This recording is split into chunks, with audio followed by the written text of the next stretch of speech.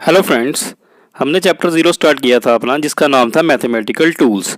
और इस चैप्टर को हम मैथमेटिकल टूल्स से भी जाना जाता है और इसको बेसिक मैथमेटिक्स भी बोला जाता है। तो इस चैप्टर में हम वही मैथमेटिक्स पढ़ेंगे जो मैथमेटिक्स हमारा कहाँ पे इस्तेमाल होता है, फिजिक्स में इस्तेमाल होता है। ठीक है, तो इसमें बेसिक मैथमेटिक्स हमने कहा था, या इस मैथमेटिकल टूल्स में इस चैप्टर में हमने कहा था मैथ्स के हम क्या करेंगे, 8 टूल्स के बारे में पढ़ेंगे। 8 टूल में से जो हमने 5 टूल हैं वो हमने पुरानी वीडियोस में अपने डिस्कस कर दिए हुए हैं।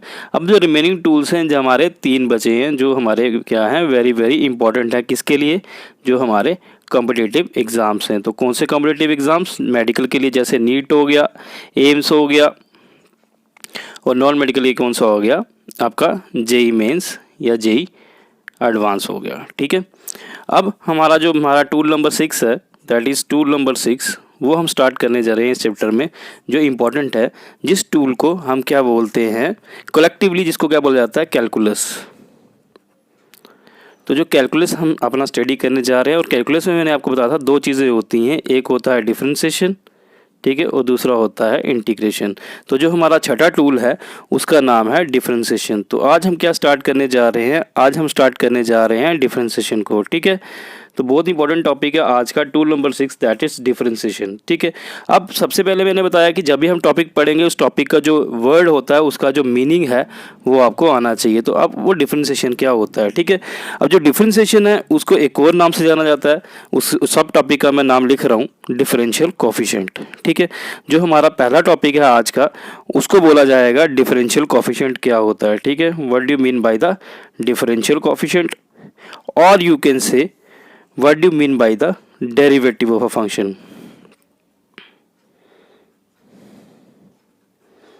कोई भी फंक्शन है उसका अगर आपको डेरिवेटिव निकालने के लिए बोला गया है कि what is the derivative of a function, तो वो क्या होता है, हम उसके बारे में भी स्टडी करेंगे। तो आज का हमारा टॉपिक है डिफरेंशियल कोफिशिएंट क्या होता है, या डेरिवेटिव ऑफ अ फंक्शन क्या होता है। तो जर्नी बोलता है कि जो डिफरेंशियल कोफिशिएंट होता है वो क्या होता है, बहुत इंपॉर्टेंट है। या जो डेरिवेटिव ऑफ अ फंक्शन क्या होता है, ये बोलता है कि डिफरेंशियल कोफिशिएंट और derivative of a variable, suppose करते हैं हमारे पास 2 वेरिएबल है, एक वेरिएबल है हमारा y और एक वेरिएबल है x।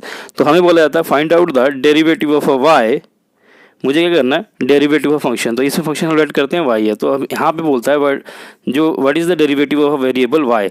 तो बोलता है कि जो डेरिवेटिव ऑफ वेरिएबल y, देखो जब भी हम किसी चीज़ की डिफरेंशिएशन करते हैं, या हम बोल सकते हैं कि जब डेरिवेटिव निकालते हैं किसी फंक्शन का, तो उस केस में हमें क्वेश्चन में दिया होता है कि find out the derivative of function with respect to x। तो किसके रिस्पेक्ट में हम निकाल रहे हैं, वो जो वेरिएबल होता है, that variable is very important. जो क्वेश्चन में गिवन वेरिएबल होता है वो हमेशा डिफरेंशिएशन में दिया होता है। डिफरेंशिएशन और इंटीग्रेशन में जल्दी क्या होता है, हमें ये किसके रिस्पेक्ट में करनी है, विद रिस्पेक्ट टू क्या कौन से वेरिएबल के करनी है, वो जो वेरिएबल होता है वो हमें इंपॉर्टेंट है, वो देखना होता है। जैसे यहाँ पे बोलता है कि डिफरेंशियल कोफिशिएंट और derivative of a variable y, derivative of a variable y with respect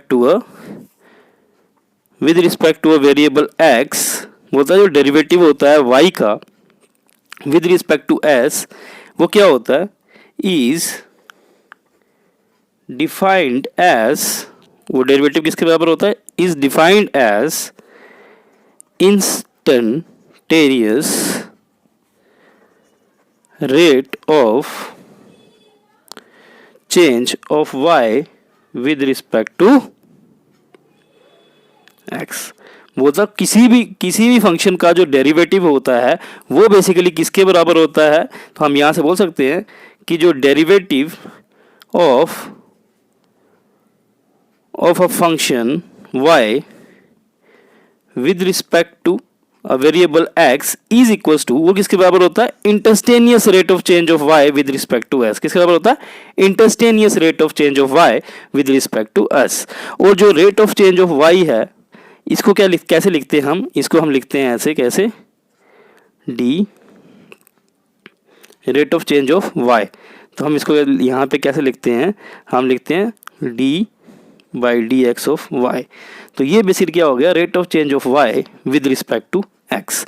तो जनरली जो डिफरेंशियल कोफिशिएंट होता है या जो डिफरेंशिएशन होती है वो बेसिकली किसके बराबर होती है? डिफरेंशियल जो कोफिशिएंट होता है वो किसके बराबर होता है?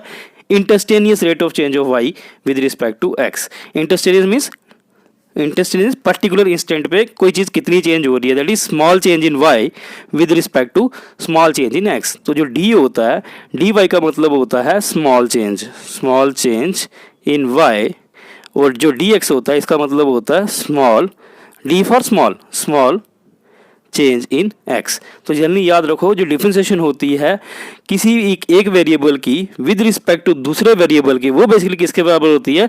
Rate of change of y with respect to x. लेकिन कौन सा rate? इंटरस्टेनियस change.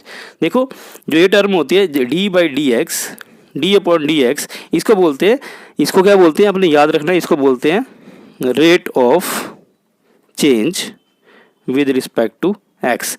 D by d x को क्या बोलते हैं? Rate of change with respect to x. अगर मैं लिख दूं यहाँ पे डी बाई डी एक्स और इधर वाई लिख दूं तो इसको कैसे रीड करेंगे? इसको रीड करेंगे हम रेट ऑफ चेंज, किसका रेट कौन चेंज हो रहा है? Y. Rate of change of y किसके रिस्पेक्ट में? एक्स के रिस्पेक्ट में, with respect to x.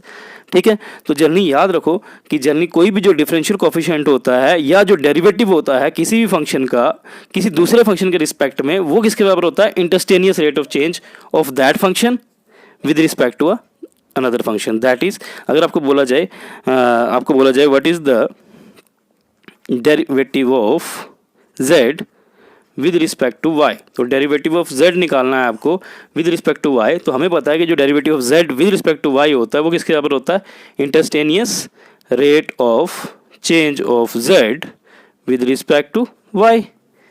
इंटरस्टेनियस rate of change of z with respect to y, और rate of change of z किस विद रिस्पेक्ट टू y को कैसे लिखते हैं? dz by d y. तो ये जनरली जो डेरिवेटिव होगा z का विद रिस्पेक्ट टू y वो बेसिक किसके बराबर हो जाएगा? इसके बराबर हो जाएगा। तो यहाँ से हमने देखा कि जो हमारा डिफरेंशिएशन होता है या जो डेरिवेटिव होता है किसी भी फंक्शन का with respect to another function, वो किसके बराबर होता है?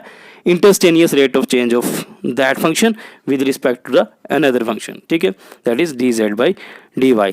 This is very very important. ये था हमारा पहला टॉपिक, जो छोटा सा टॉपिक था, जिसका पहले टॉपिक है जिसका नाम क्या था? Differential coefficient. तो डिफरेंशियल कोफिशिएंट या जो डेरिवेटिव ऑफ अ फंक्शन होता है वो बेसिकली किसके बराबर होता है? वो होता है instantaneous rate of change of y with respect to us, that is वो होता है d y by, that is small change in y with respect to small change in x. या इसको हम जो ये टर्म है हमारे डी बाई डी एक्स को, इसको बोलते हैं रेट ऑफ चेंज। इसको डी बाई डी एक्स को बोलते हैं रेट ऑफ चेंज किसके रिस्पेक्ट में? एक्स के रिस्पेक्ट में। ठीक है, और जो d y by d x को लिखा है रेट ऑफ चेंज, किसका रेट कौन चेंज हो रहा है? वाई चेंज हो रहा है, rate of change of y with respect to x. तो ये हमारा छोटा सा टॉपिक था कि जो डेरिवेटिव होता है किसी भी फंक्शन का किसी दूसरे वेरिएबल के रिस्पेक्ट में, वो किसके बराबर होता है? वो होता है इंटरस्टेनियस रेट ऑफ चेंज के बराबर, means dz by d y के बराबर। देखो हमारा जो सेकंड टॉपिक है आज का, उसका नेम है geometrical interpretation of derivative of a function. हमने पढ़ा था अभी कि जो डेरिवेटिव होता है किसी फंक्शन का वो क्या होता है, हमने उसका डेफिनेशन पढ़ा था। अब हम उनका क्या कर रहे हैं, उसका ज्योमेट्रिकल इंटरप्रिटेशन पढ़ेंगे। ज्योमेट्रिकल इंटरप्रिटेशन का मतलब होता है कि हम ग्राफिकली क्या मीनिंग होता है डेरिवेटिव ऑफ फंक्शन का, हम वो स्टडी करेंगे। तो today we are going to study the graphical meaning of या graphical explanation of derivative of a function.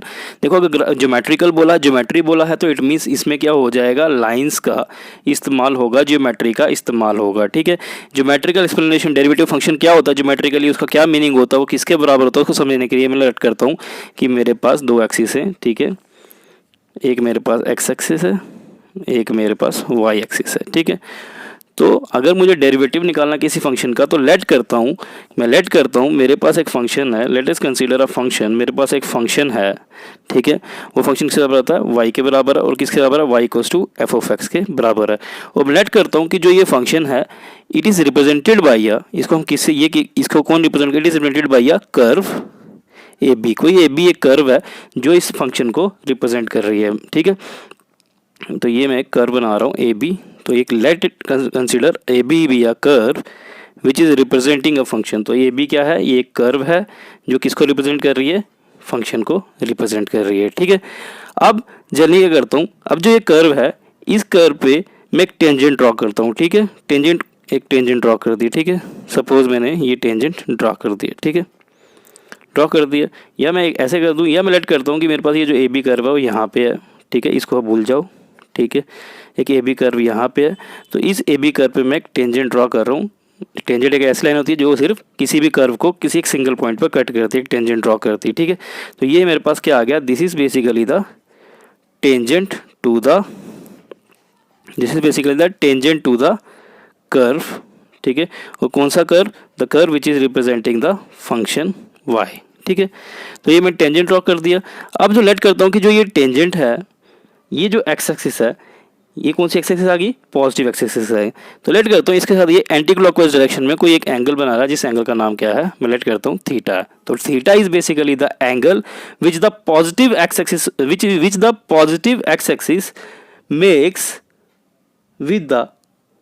with the tangent to the curve in the anti-clockwise direction। तो जल्दी basically यहाँ पे थीटा क्या है, थीटा कौन बना रहा, theta is basically the angle made by the tangent. कौन एंगल बना रहा है, it is the angle made by the tangent. ये टेंजेंट है ना, ये टेंजेंट बना रहा है ना angle. Theta is the angle made by the tangent to the positive x axis in the कौन सी डायरेक्शन है, ये एंटी क्लॉकवाइज डायरेक्शन। तो जो टेंजेंट एक्सिस पॉजिटिव एक्सिस के साथ जो एंटी क्लॉकवाइज डायरेक्शन में एंगल बनाता है, उस एंगल को बोलते हैं हम क्या, थीटा, ठीक है, क्लियर है। अब जनरली क्या होता है कि जो डेरिवेटिव होता है किसी फंक्शन का, तो बोलता है कि जनरली ग्राफिक देखो, इसका जो प्रूफ है वो नहीं कराएंगे। तो ग्राफिकली क्या देखा गया, ग्राफिकली ये देखा गया कि जो डेरिवेटिव होता है ऑफ अ फंक्शन, किसी फंक्शन का जो डेरिवेटिव होता है, फंक्शन कौन सा लेट करते हैं, y, जो हमने यहाँ पे फंक्शन किया, बोलता है जो derivative of a function with respect to another variable x, वो हमने पीछे वो किसके बराबर होता है, it is basically equals to the instantaneous rate of change of y with respect to x। ये हमने पढ़ा था कि जो डेरिवेटिव ऑफ फंक्शन है वो इसके बराबर होता है। अब जिस ग्राफ से हमने क्या पढ़ा, इस ग्राफ से हमें ये कंक्लूड हुआ इसकी डेरिवेशन से कि जो हमारा डेरिवेटिव होता है किसी फंक्शन का, that is the derivative of a function y with respect to x, वो बेसिकली किसके बराबर होता है। इस ग्राफ से हमें क्या पता चला कि ज्योमेट्रिकली क्या होता है कि जो derivative of a function y with respect to x, that is basically equals to the tangent of the angle. तो चलिए वो किसके बराबर होता है, जो डेरिवेटिव होता है, ज्योमेट्रिकली क्या होता है कि जो डेरिवेटिव होता है किसी फंक्शन का y का विद रिस्पेक्ट टू x, वो किसके बराबर होता है, it is basically equals to the tan of the theta, where tan theta के बराबर होता है जो हमारा डेरिवेटिव है function y with respect to x, you can say किसके बराबर होता है, tan थीटा के बराबर होता है। और जो tan थीटा क्या होता है ये मैंने आपको बता दिया, ये क्या होता है, angle which the tangent is the angle which the tangent of the curve, जो हमारा फंक्शन है उसका जो टेंजेंट है वो जो हमारा एक्स एक्सिस के साथ एंटी क्लॉकवाइज डायरेक्शन में हमारा एंगल बनाता है, वो एंगल होता है थीटा, ठीक है। तो यहाँ से ज्योमेट्रिकली पता चल गया कि जो डेरिवेटिव होता है हमें पता चल गया कि जो डेरिवेटिव होता है किसी फंक्शन का, तो derivative of a function is basically equals to the tan theta. और किसके बराबर होता है, tan थीटा के बराबर होता है। या वो जो tan थीटा होता है इसको क्या बोला जाता है, इसको बोला जाता है स्लोप। क्या होता है, स्लोप। लेकिन किसकी स्लोप, बोलता है डेरिवेटिव ऑफ अ फंक्शन, बोलता है ज्योमेट्रिकली जो derivative of a function is equals to the slope of, किसके बराबर होता है, स्लोप के बराबर, लेकिन किसकी, is basically equals to the slope of the tangent to the curve. जो भी हमारा ये किसके बराबर होता है, ये स्लोप होती है किसकी, जो टेंजेंट होता है हमारा किसका, कर्व का। तो बोलता है derivative of function is basically to the tan theta, और tan थीटा किसके बराबर होता है, स्लोप ऑफ द टेंजेंट। तो बेसिकली देखो ये जो tan थीटा है ये बेसिकली किसके बराबर, it is basically equals to the slope of the tangent. ये जो टेंजेंट है इसकी स्लोप के बराबर होता है, ठीक है। तो derivative of function is basically defined as the slope of the tangent to the curve. जो भी हमारा टेंजेंट है, ठीक है, जो भी जैसे ये टेंजेंट है हमारा, this is the tangent to the curve, तो जो हमारा डेरिवेटिव फंक्शन होता है वो किसके बराबर होता है, स्लोप के बराबर होता है। लेकिन किसकी स्लोप, जो हमारा टेंजेंट होता है कर्व पे उसकी स्लोप के बराबर होता है। तो derivative of function is basically to the slope of the tangent to the curve. तो कर्व कौन सा, the curve which is representing y equals to f of x, तो हमें यहाँ से क्या पता चला, ये इंपॉर्टेंट पता चला, this is the geometrical meaning होती है। ये क्या है हमारा ज्योमेट्रिकल मीनिंग है कि जो डेरिवेटिव ऑफ फंक्शन है वो बेसिकली tan थीटा के बराबर होता है, या हम उसको बोलते हैं कि जो हमारा डेरिवेटिव फंक्शन होता है वो किसके बराबर होता है, it is always equal to the slope. वो किसके बराबर होता है, स्लोप के बराबर होता है, लेकिन स्लोप किसकी, जो टेंजेंट हमारा कर्व पे गया होता है उसकी स्लोप के बराबर, is equal to the slope of the tangent to the curve which is representing the function. ठीक है, तो हमारा डेरिवेटिव किसका होता है, स्लोप के बराबर होता है। यहाँ से हमें पता चल गया कि यहाँ से हमें क्या चीज़ पता चला कि जो dy बाई डी एक्स होता है that is instantaneous rate of change of y with respect to x, वो बेसिकली किसके बराबर होता है, tan ऑफ थीटा के बराबर होता है। या वो किसके बेसिकली किसके बराबर होता है, वो किसके बराबर, वो स्लोप होती है, लेकिन किसकी, वो स्लोप के बराबर होता है। tan थीटा क्या होता है, स्लोप होता है, लेकिन स्लोप किसकी होती है, स्लोप ऑफ द टेंजेंट। जो भी हमारा टेंजेंट होता है टू द कर्व, जो भी हमने कर्व जो हमारा जो फंक्शन होता है उसका जो टेंजेंट होता है उसकी स्लोप के बराबर होता है dy बाई एक्स। तो ये हमारे इंपॉर्टेंट चीज़ें थी, ये हमारा जियोमेट्रिकल मीनिंग था किसका, डेरिवेटिव ऑफ अ फंक्शन का। तो ये हमारा ये पॉइंट भी यहाँ पे ख़त्म होता है। स्टूडेंट्स, आज का हमारा जो तीसरा टॉपिक है उस टॉपिक का नाम है physical examples of differential coefficient या derivative of a function. Physical examples means जो फिजिकली हमारी life day to day life में जो हमारा प्रैक्टिकली जो डिफरेंशियल कोफिशिएंट का कंसेप्ट है या डेरिवेटिव ऑफ अ फंक्शन का कंसेप्ट है वो हमारा कहाँ पे इस्तेमाल होता है हम वो पढ़ेंगे। ठीक है, देखो जनरली हमारे पास क्या होता है, हमारे पास एक टर्म होती है, एक होती है स्पीड, एक होती है इंस्टेंटेनियस स्पीड। ठीक है, तो दो टर्म्स होती हैं, एक होती है स्पीड और एक होती है इंस्टेंटेनियस स्पीड। तो ये जनरली हम नेक्स्ट चैप्टर में फ़र्क पढ़ेंगे इसका क्या है, अभी मैं थोड़ा आइडिया दे रहा हूँ। जो जनरली स्पीड होती है वो क्या होता है, हम आपका डिस्टेंस अपॉन टाइम, यही होता है स्पीड, हमने स्टार्टिंग में 9th क्लास में पढ़ा हुआ है। ठीक है, speed equals to d by t, ठीक है, डिस्टेंस अपॉन टाइम। बट जो इंस्टेंटेनियस स्पीड होती है वो बेसिकली स्पीड कौन सी स्पीड होती है, देखो यहाँ पे जो डिस्टेंस है, यहाँ पे टाइम है, ये कौन सा लिया जाएगा, टोटल टाइम, और यहाँ पे ले जो ये होगा टोटल डिस्टेंस लिया जाएगा। बट जो इंस्टेंटेनियस वर्ड है उसका क्या मतलब होता है, इंस्टेंटेनियस का मतलब पर्टिकुलर इंस्टेंट पे। अगर सपोज अगर बॉडी ने 10 सेकंड के लिए कोई आप उसने ट्रेवल किया है तो हम बोलते हैं what is the speed of the body at 9th second, means particular instant particular second पे जो उसकी स्पीड है वो क्या होगी, उसको इंस्टेंटेनियस स्पीड बोलेंगे। और जल्दी अगर हम स्पीड की बात करेंगे तो थ्रू आउट जब हम करेंगे 10 सेकंड के लिए उसकी क्या एवरेज स्पीड रहेगी तो वो स्पीड हो जाती है। तो इंस्टेंटेनियस स्पीड के लिए हम क्या करते हैं, हम टाइम को पे हम जल्दी क्या करते हैं कि जो टाइम है 9वें सेकंड में 8वें सेकंड टाइम पे क्या करते हैं, हम क्या करते हैं एक लिमिट लगा देते हैं, टाइम पे लिमिट लगा देते हैं। तो जो इंस्टेंटेनियस स्पीड होती है, मैं लेट करता हूँ स्पीड को डिनोट करते हैं स्मॉल वी से, तो इंस्टेंटेनियस जो स्पीड होती है, नहीं याद रखो, instantaneous speed is always equals to the rate of change of distance with respect to time. तो ये जनरली किसके बराबर होती है, rate of change of distance with respect to time. That is instantaneous speed क्या होती है, हमेशा किसके बराबर होती है, rate of change of distance, suppose distance को ऐसे नोट करते हैं विद रिस्पेक्ट टू टाइम। तो rate of change of time d by d t को क्या बोलते हैं, rate of change with respect to time. और अगर d s by d t लिखूंगा तो ये किसके बराबर हो जाएगा, rate of change of distance with respect to time. तो इट मीन्स हम ये बोल सकते हैं कि जो इंस्टेंटेनियस स्पीड होती है वो बेसिकली क्या होती है, d s by d t. और d s by d t को हम क्या बोल सकते हैं, वो बेसिकली किसके बराबर होती है, derivative of s with respect to t.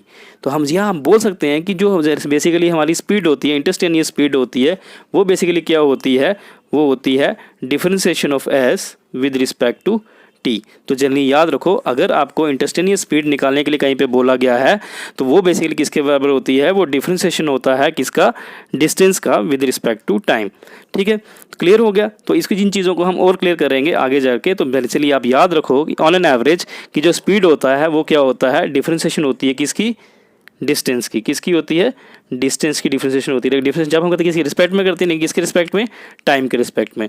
तो speed is basically the differentiation of distance with respect to time. ठीक है, तो स्पीड क्या होता है, differentiation of distance with respect to time, that is the speed. तो स्पीड क्या होता है, d s by d t होता है। ठीक है, क्लियर, छोटा सा कंसेप्ट है।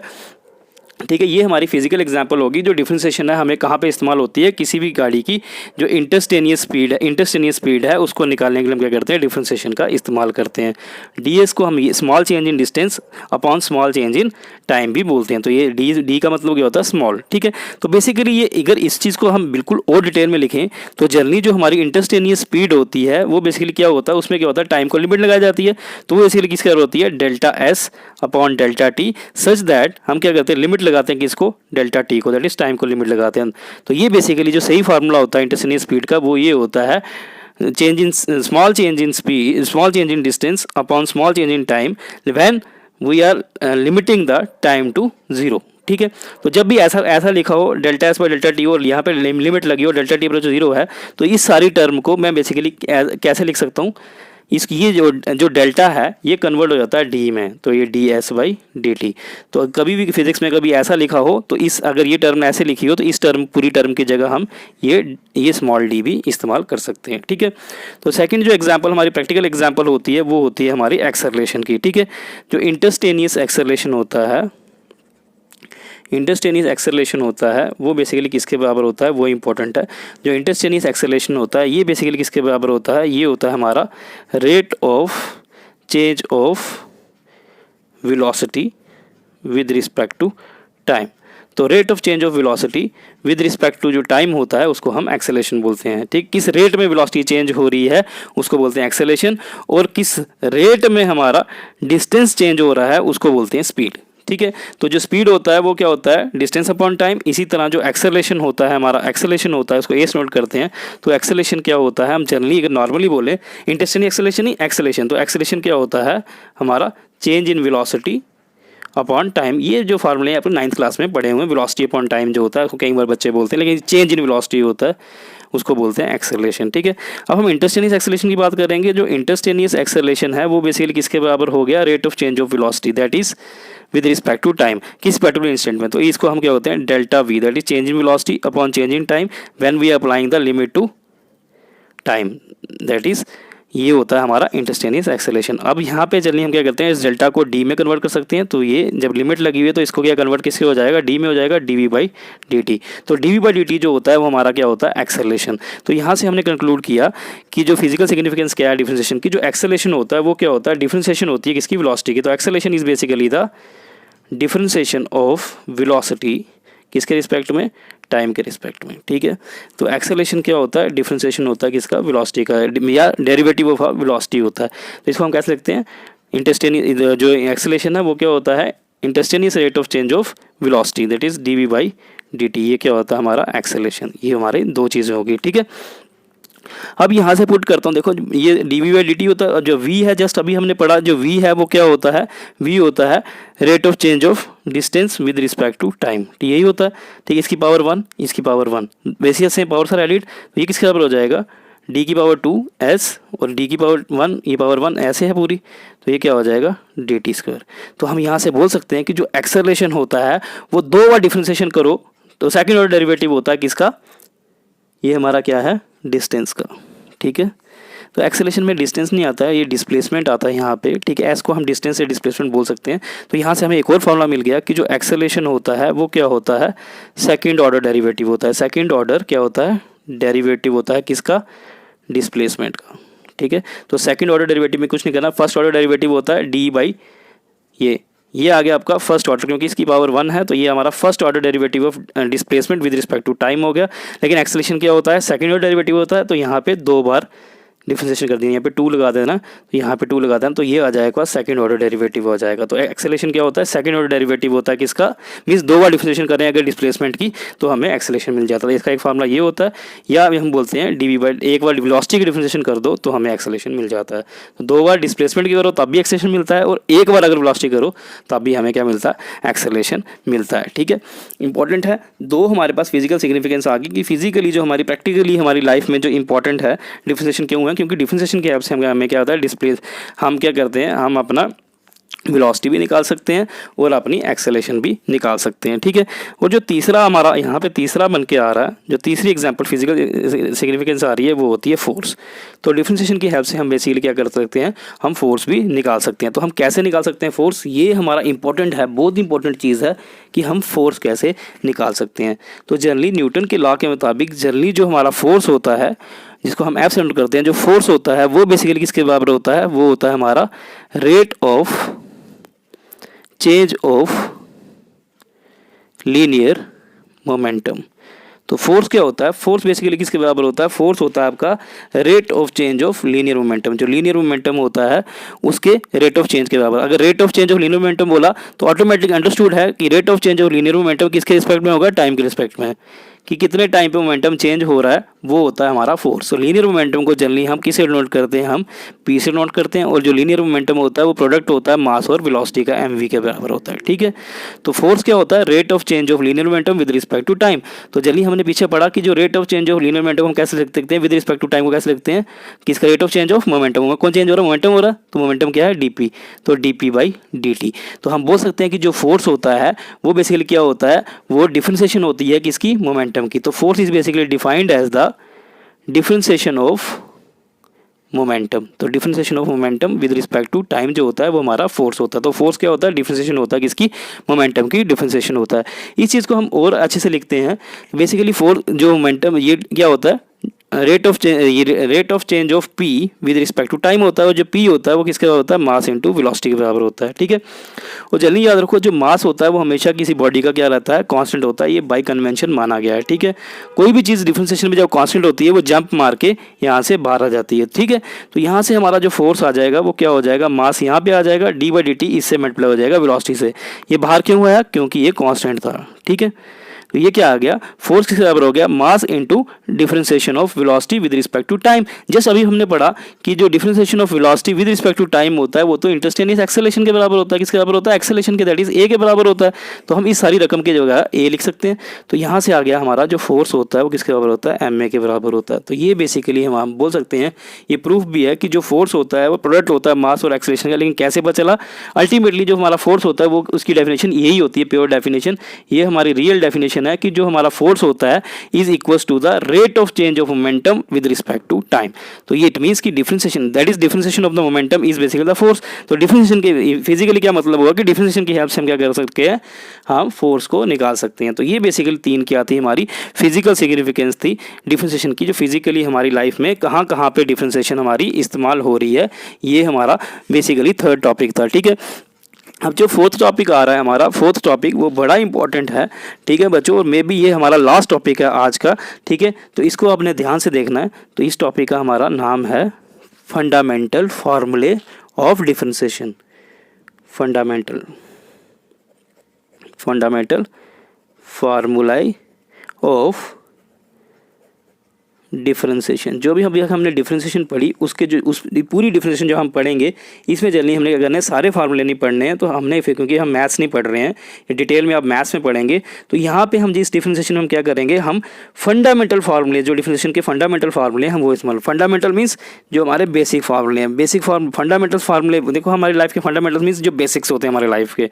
तो यहाँ पे जो बेसिक फार्मूले हैं वही हमने डिफरेंशिएशन के पढ़ने हैं, ना कि सारे फार्मूले पढ़ने हैं। ठीक है, तो पहला हमारा फार्मूला डिस्कस कर जा रहे हैं। अब हम बोल रहे हैं कि इफ़, अगर जो हमारा c है वो क्या है, if the c is constant, अगर हमारे पास कोई c एक वेरिएबल है, ठीक है, वो अगर हमारा कांस्टेंट होगा, सॉरी मैं वेरिएबल बोला, ऐसे कोई लेटर है c, अगर वो कांस्टेंट होगा, देन अगर बोला जाए, देन आपको अगर बोला जाए कि what is find differentiation of c with respect to x की, तो यहाँ पे किसके रिस्पेक्ट में, हमेशा आपको एक्स के रिस्पेक्ट में पूछा हुआ है।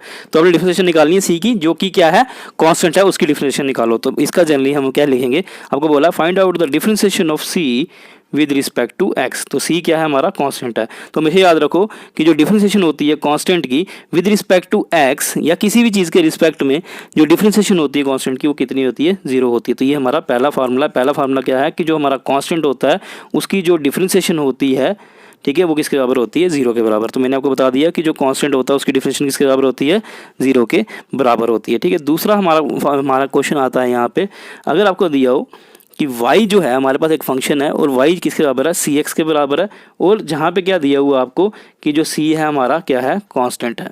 ठीक है, c क्या है, कांस्टेंट है, और आपको बोला गया है find differentiation of y with respect to x. तो y की डिफरेंशिएशन निकालनी विद रिस्पेक्ट टू एक्स। तो सोल्यूशन हमें क्या दिया, हमें बोला है what is the differentiation of y, find out the differentiation y with respect to x.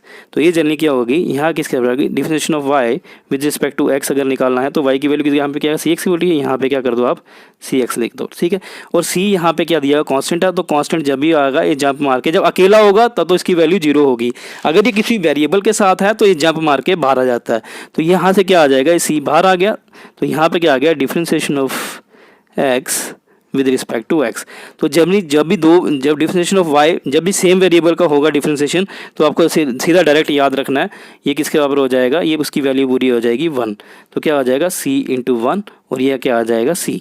ठीक है, तो यहाँ से हमें पता चल गया कि जो डिफरेंशिएशन होगी सी एक्स की वो बेसिकली किसके बराबर होगी, सी के बराबर होगी, क्योंकि जो डिफरेंशिएशन सेम वेरिएबल के रिस्पेक्ट में अगर करोगे तो उसके आंसर 1 होगा। जैसे फॉर एग्जांपल अगर मैं बोलूँ differentiation of y with respect to y होगा तो बेसिकली 1 होगा। इसी तरह differentiation of z with respect to z क्या होगा, 1 होगा। जब वेरिएबल हमारा जिसकी हम डिफरेंशिएशन निकाल रहे हैं और नीचे जिसके रिस्पेक्ट में निकाल रहे हैं अगर ये दोनों सेम है तो आंसर हमेशा क्या आएगा, आपका 1 आएगा। ये थोड़ा एक लॉजिकली थोड़ा सा छोटा सा ट्रिक है आपको याद रखने का कि ये बेसिकली 1 कैसे आया। ठीक है, ये 2 फार्मूले हो गए, स्टैंडर्ड फार्मूले हो गए। ठीक है, अब तीसरा फार्मूला हम डिस्कस करने जा रहे हैं, ये हमारा बड़ा इंपॉर्टेंट फार्मूला है। ठीक है, तो ये आपको याद रखना है। तो तीसरा फार्मूला है हमारा, अगर आपके पास y है, आपको दिया हुआ है y is equals to c u. देखो यहाँ पे सी एक्स दिया था, यहाँ पे सी यू दिया हुआ, y equals to c u दिया हुआ है और आपको यहाँ पे बताया हुआ है कि जो c है ये हमारा कांस्टेंट है और जो u है बेसिकली यहाँ पे इंपॉर्टेंट चीज देखना कि जो u दिया हुआ है यहाँ पे क्या दिया हुआ है, यहाँ पे दिया हुआ है u is a function of x। तो u किसका फंक्शन है, x का फंक्शन है। अगर मैंने मैथमेटिकली पिछली क्लास में बताया हुआ कि अगर आपको लाइन दी हो u is a function of x, अगर इसको लिखना हो तो ये इसका क्या मतलब होता है, यहाँ पे इसका मतलब होता है u equals to f of x। ठीक है, या इसका मतलब होता है कि जो u है वो बेसिकली किसके बराबर है, x square plus 2x plus 2, ऐसे कुछ है, कुछ भी हो सकता है। मीन्स u किस पे डिपेंड कर रहा है, किसका फंक्शन है, x का। इट मीन्स कि u की वैल्यू किस पे डिपेंड करेगी, x की वैल्यू पे डिपेंड करेगी। अगर आपको ऐसा दिया हो तो कैसे करना है, तो आपको बोला जाएगा find out the derivative of y with respect to x। तो इसलिए किसके बराबर हो जाएगा, d/dx ऑफ y की वैल्यू क्या आ जाएगी, सी यू। ठीक है, और आपको दिया होगा कि जो c कांस्टेंट है ये जंप मार के बाहर आ जाएगा इस केस में भी। ठीक है, इस केस में जंप मार के बाहर आ जाएगा तो यहाँ पे c यहाँ पे आ जाएगा d/dx ऑफ u। तो यहाँ पे देखो, यहाँ पे आपको डेरिवेटिव निकालना है किसका, u का, लेकिन किसके रिस्पेक्ट में, x के रिस्पेक्ट में। तो यानी जब भी देखो अब यहाँ पे x होता तो यहाँ पे 1 आंसर 1 आ जाता है, लेकिन यहाँ पे u है तो यहाँ पे आपको आके स्टॉप कर देना है। ठीक है, क्यों, अगर आपको u की वैल्यू दी हो, जैसे क्वेश्चन में लेट करता हूँ, मुझे क्वेश्चन में दिया हुआ कि जो u की वैल्यू है वो एक्स स्क्वायर प्लस 2x के बराबर है। तो अगर ये ऐसा दिया हो तो पहले तो यहाँ पे आके आपको स्टॉप कर देना है। अगर आप यहाँ पे आके स्टॉप नहीं कर रहे तो आपको u की वैल्यू पता होनी चाहिए, और u की वैल्यू हमेशा x के टर्म्स में होगी तभी यहाँ पे डिफरेंशिएशन होगी, क्योंकि जिसके रिस्पेक्ट में यहाँ पे नीचे दिया हुआ है इस वही ऊपर उसके रिस्पेक्ट में आना चाहिए। तो इसको हम कैसे लिखेंगे, d/dx ऑफ u की वैल्यू क्या दी है, x square plus 2x plus 2 put करना है। यहाँ पे u is a function of x दिया हुआ ना आपको, u किसका फंक्शन है, x का। तो मीन्स u किसकी फॉर्म में होगा, x की फॉर्म में होगा। तो अब जाके ये हमारा, अब आगे जाके हम इसको करेंगे, इसको इससे करेंगे, फिर इससे करेंगे, इससे करेंगे, कर लेंगे। बट यहाँ पे याद रखना है, अगर आपको जो u दिया हो, यहाँ पे u हो और यहाँ पे x हो, तो आपको यहीं पे स्टॉप कर देना है। और अगर u is a function of x दिया हो तभी ये क्वेश्चन आगे जाएगा, क्योंकि अगर ये x की फॉर्म में होगा तभी डिफरेंशिएशन हो पाएगी। ठीक है, तो ये हमारा छोटा सा टॉपिक था। ठीक है, तीसरा चलो लास्ट फार्मूला कर देते हैं। चौथा फार्मूला ये है, अगर आपको दिया हो कि हमारे पास एक वेरिएबल y है या एक फंक्शन y है तो वो किसके बराबर है, x की पावर n के बराबर है। ठीक है, यहाँ पे ऐसे दिया हुआ है और यहाँ पे आपको बताया हुआ है कि जो n है हमारा वो क्या है, रियल नंबर है। क्या है, रियल नंबर को होते हैं any number, all numbers are known as real number है। तो आपको बोला जाए find out the differentiation of y with respect to x, अगर आपको बोला जाए तो वो किसके बराबर हो जाएगा, d/dx ऑफ y की जगह लिखेंगे x की पावर n। तो यहाँ सिंपली आपको बोला गया व्हाट इज द डिफरेंशिएशन, इसको बोल रहे हैं what is the differentiation of x की पावर n। x की पावर n की डिफरेंशिएशन क्या होगी, ये मोस्ट इंपॉर्टेंट फार्मूला, ये फार्मूला क्या है आपका, मोस्ट इंपॉर्टेंट है हमारा डिफरेंशिएशन में। तो इसको ध्यान से देखना। तो ये जर्नी क्या होता है, अगर और यहाँ पे अगर n दिया हो, रियल नंबर दिया हो, तो इसकी जो डिफरेंशिएशन कैसे निकालते हैं, देखो यहाँ पे x है तो यहाँ पे भी x है, तो ये डिफरेंशिएशन हो जाएगी, क्योंकि जो भी नीचे जिसके रिस्पेक्ट में दिया हो तो ऊपर भी जो फंक्शन होना चाहिए वही होना चाहिए। तो ये x की पावर n है, तो ये क्या करेगा, जब मार के x नीचे आएगा तो ये किसके बराबर हो जाएगा, nx। ये n क्या हुआ, जब मार के नीचे आया, यहाँ पे मल्टीप्लाई हुआ nx, और यहाँ पे n के साथ क्या कर देना, जब n में से 1 माइनस कर देना। तो ये बेसिकली हमारा क्या हो जाएगा, डिफरेंशिएशन होती है x की पावर n की। तो x की पावर n की डिफरेंशिएशन क्या होती है, n जब मार के इधर आता है nx और ऊपर वाली पावर से 1 माइनस कर देना, n-1 इंटू, ये इंपॉर्टेंट टर्म है, इंटू d/डिफरेंशिएशन ऑफ x। अब यहाँ पे किसकी डिफरेंशिएशन करनी है, मल्टीप्लाई किसकी डिफरेंशिएशन करनी है, जो यहाँ पे वेरिएबल होगा n, तो n को नहीं लिखना, जो इसके पीछे बचा होगा वो, जैसे यहाँ पे x। ठीक है, क्लियर। और देखो ये differentiation of x with respect to x क्या होता है, 1 होता है। तो यहाँ पे हम 1 से करते हैं। तो यह इन शॉर्ट हम बोल सकते हैं कि जो x की पावर n की जो डिफरेंशिएशन होती है वो किसके बराबर होती है, nx n-1। ठीक है, इधर वेरिएबल ये था तो हमने छोड़ दिया। ठीक है, क्लियर। तो इसकी हम छोटी सी एग्जांपल कर रहे हैं, थोड़ा मॉडिफाई कर रहे हैं इस क्वेश्चन को। ठीक है, आपको बोलता है अगर y दिया हो आपके पास 2x की पावर 5, अगर आपको ये ऐसे दिया होगा, आपको y दिया 2x की पावर 5 और आपको बोला जाता है find derivative of y with respect to x। देखो अगर x नहीं यहाँ पे रिस्पेक्ट टू x नहीं दिया हो तभी होगा क्वेश्चन, अगर नहीं होगा। अगर आपको बोला find out the derivative of y with respect to अगर दिया जाए z तो ये नहीं होगा, क्योंकि जिसके रिस्पेक्ट हमें दिया हो तो हमारा फंक्शन भी उसका फंक्शन होना चाहिए। जैसे हमें विद रिस्पेक्ट टू x दिया तो यहाँ पे x है तो इसी डिफरेंशिएशन हो जाएगी। अगर आपको बोला जाता है find out the derivative of y with respect to z दिया जाता तो ये क्वेश्चन नहीं होगा, क्योंकि यहाँ पे हमें z की फॉर्म में नहीं दिया हुआ, तो हमें किसकी फॉर्म में दिया, x की फॉर्म में। तो ये हम क्वेश्चन करने जा रहे हैं। ठीक है, हम लिखेंगे सोल्यूशन। तो डेरिवेटिव ऑफ y, तो derivative of y with respect to x वो बेसिकली किसके बराबर हो जाएगा, d/dx ऑफ y की जगह हम क्या लिख देंगे, 2x की पावर 5। तो ये जल्दी जो हमारा फार्मूला आ गया ये x की पावर n का आ गया। 2 को अगर हम भूल जाएं तो x की पावर n आ गया। तो हमने जस्ट अभी पढ़ा कि जो x की पावर n है इसका जो फार्मूला होता है वो क्या होता है, n यहाँ पे मल्टीप्लाई होता है पहले nx, और इस n जो पावर होती है उसमें से 1 माइनस कर देंगे, इनटू किसके साथ करेंगे, डिफरेंशिएशन ऑफ जो इसके n के साथ जो वेरिएबल होगा उसकी। तो यहाँ पे वेरिएबल का x, तो यहाँ पे डिफरेंशिएशन हमने x की कर दी। ठीक है, तो यही फार्मूला हम जर्नी इस एग्जांपल में इंप्लीमेंट कर रहे हैं। तो डिफरेंशिएशन ऑफ 2x की power 5 with respect to x, ये बेसिकली किसके बराबर होगा, ये 5 नीचे आएगा, यहाँ पे मल्टीप्लाई हो जाएगा। तो ये क्या आ जाएगा आपका 5 × 2x, 5 इनमें से n क्या होता है nx n-1, तो 5 में से 1 निकालेंगे, क्लियर, इनटू क्या करेंगे डिफरेंशिएशन ऑफ जो ये पावर के साथ जो वेरिएबल बचा हुआ, यहाँ पे क्या, वहाँ पे x था, यहाँ पे 2x है, तो यहाँ पे 2x लिख देंगे। ठीक है, क्लियर। तो यहाँ पे क्या आ जाएगा आपका, ये आ जाएगा 5 × 2 क्या आ जाएगा आपका 10x, 5 - 1 क्या हो जाएगा 4 इंटू डिफरेंशिएशन ऑफ 2x। तो 2x की डिफरेंशिएशन क्या, देखो 2 कांस्टेंट है, यहाँ पे जंप मार के बाहर आ जाएगा, तो यहाँ पे 2 बाहर आ गया, d/dx ऑफ, यहाँ पे 2 बार आया तो x बचा, यहाँ पे x आ गया। तो हमें पता है differentiation of variable with respect to same variable जो होता है इसकी जो पूरी वैल्यू होती है वो किसके बराबर होती है, 1 के बराबर हो जाती है। तो यहाँ पे ये क्या हो जाएगा, 2 से मल्टीप्लाई हुआ, यहाँ आएगा 20x की power 4। This is the answer. तो जो हमारी डिफरेंशिएशन होती है 2 × x की पावर 5 की जो डिफरेंशिएशन होती है यहाँ पे 20x की पावर 4 होती है, ये हमें बेसिकली निकाल लिया। तो ये जो एग्जांपल थी ये एग्जांपल मैंने खुद बनाई थी। ठीक है, इस एग्जांपल में हमें कौन से फार्मूले इस्तेमाल हुआ, 2 फार्मूले, एक हुआ nx n-1 का फार्मूला इस्तेमाल हुआ, पावर फार्मूला। ठीक है, और दूसरा कौन सा फार्मूला हुआ, दूसरा नंबर वाला, जब हमारा 2x हो, जब हमारा कॉन्स्टेंट हो, ये जंप मार के बाहर आ जाएगा, तो डिफरेंशिएशन ऑफ जो variable with respect to same variable जो होता है 1 हो जाता है। तो ये बेसिकली आज हमारा छोटा सा हमारा टॉपिक था, इसको हम एंड करते हैं। तो जल्दी हमने क्या किया, हमने फंडामेंटल फार्मूले पढ़े डिफरेंशिएशन के। तो डिफरेंशिएशन के हमने कितने फार्मूले पढ़े, यहाँ पे 4 फार्मूले पढ़े। उन चारों फार्मूले में से जो मोस्ट इंपॉर्टेंट फार्मूला था वो हमारा कौन सा था, x की पावर n वाला फार्मूला। इसको हम बेसिकली हम बोलते हैं पावर फार्मूला भी बोलते हैं। तो पावर फार्मूला भी हमने पढ़ लिया। पावर फार्मूला क्या होता है, x की पावर n का फार्मूला क्या होता है, nx, n नीचे आता है, nx n-1 के बराबर। देखो ये क्या होता है, nx n-1 इंटू ये बच्चे देखो ये चीज़ें ना, ये चीज़ें कोई बड़ी रेयर बताते हैं, बड़े रेयर टीचर बताते हैं। अब इंटू कर क्या करना है हमने, जो जो x की पावर n थी ना, जो यहाँ पे n के नीचे वाला जिसकी ये पावर बनी हुई है उसकी डिफरेंशिएशन करनी होती है मल्टीप्लाई। तो multiply differentiation of the x with respect to x। Okay, thanks for watching our video.